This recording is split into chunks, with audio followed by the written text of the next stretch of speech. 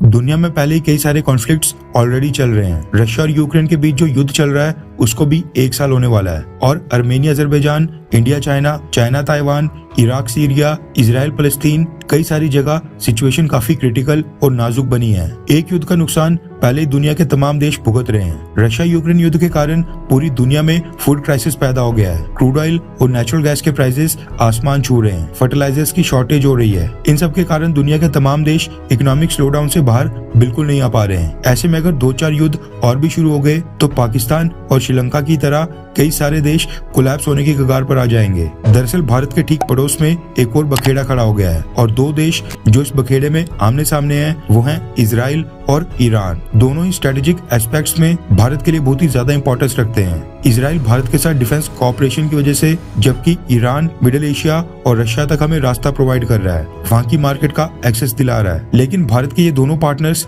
आपस में युद्ध की कगार के ऊपर खड़े हो गए हैं। रेफरेंस के लिए आपकी स्क्रीन के ऊपर वॉल स्ट्रीट जर्नल के आर्टिकल का स्क्रीनशॉट है, जिसके मुताबिक इजराइल ने ईरान के ऊपर ड्रोन स्ट्राइक्स कर दी हैं। आप सोचिए कि ईरान इजराइल से 72 गुना बड़ा देश है। ईरान के पास जितना एरिया है उसमें 72 इजराइल जैसे देश बन जाएं। लेकिन फिर भी एक छोटे से इजराइल ने ईरान की नाक में दम कर दिया है। इजराइल में एक प्योर राइट विंग सरकार बनने के बाद Israeli prime minister Benjamin Netanyahu ने न सिर्फ फलस्तीनी जिहादी टेररिस्ट के ऊपर कार्रवाई शुरू कर दी है, बल्कि ईरान के ऊपर भी हमले स्टार्ट करवा दिए हैं। रिपोर्ट्स निकल कर आ रही हैं कि ईरान के अंदर एक डिफेंस कंपाउंड था जहां पर मिसाइल्स और ड्रोन फैक्ट्री थी, यानी यहां पर कई तरह की मिसाइल्स और ड्रोन्स मैन्युफैक्चर किए जाते थे। इजराइल ने इसी डिफेंस कंपाउंड के ऊपर ड्रोन स्ट्राइक्स की हैं। सबसे पहले तो मैं आपको मैप के ऊपर ईरान के सेंट्रल पार्ट में सिचुएटेड इस्फहान नाम की सिटी दिखा देता हूँ। आप देख सकते हैं कि इस्फहान सिटी ईरान के बिल्कुल बीचों बीच सिचुएटेड है और बताया जा रहा है कि इजराइल ने जिस मिसाइल और ड्रोन फैक्ट्री के ऊपर ड्रोन स्ट्राइक्स की हैं वो किसी बॉर्डर के पास नहीं बल्कि यहीं पर सिचुएटेड थी। आप सोचिए कि इजराइल ने ईरान के कितने अंदर जाकर हमला किया है। ईरान का कोई भी एयर डिफेंस सिस्टम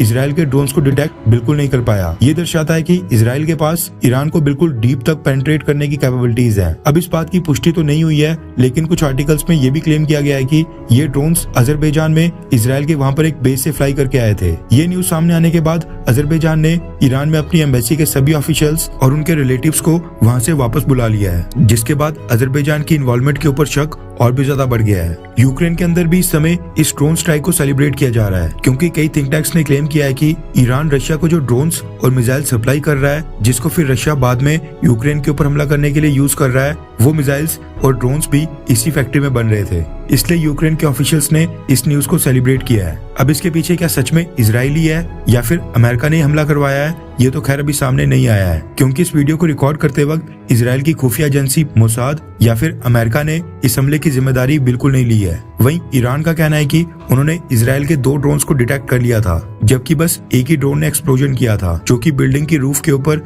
एक छोटा सा धमाका था। लेकिन जो इमेजेस निकलकर सामने आ रही हैं उनमें साफ दिख रहा है कि ये काफी बड़ा एक्सप्लोजन था। इसके अलावा पिछली रात को भी ईरान की वेस्टर्न सिटी महाबाद में कई सारे धमाके हुए हैं, जिनके बारे में कंफर्म रिपोर्ट्स अभी आना बाकी हैं कि वो धमाके किस कारण से हुए थे। कहने का मतलब है कि ईरान और इजराइल के बीच भी अब फुल स्केल वॉर जैसी सिचुएशन पैदा होते दिखाई दे रही है। खैर, अगर ईरान और इजराइल के बीच युद्ध स्टार्ट होता है तो आप किसको सपोर्ट करेंगे, ईरान या फिर इजराइल को? नीचे कमेंट करके अपनी राय जरूर बताएं।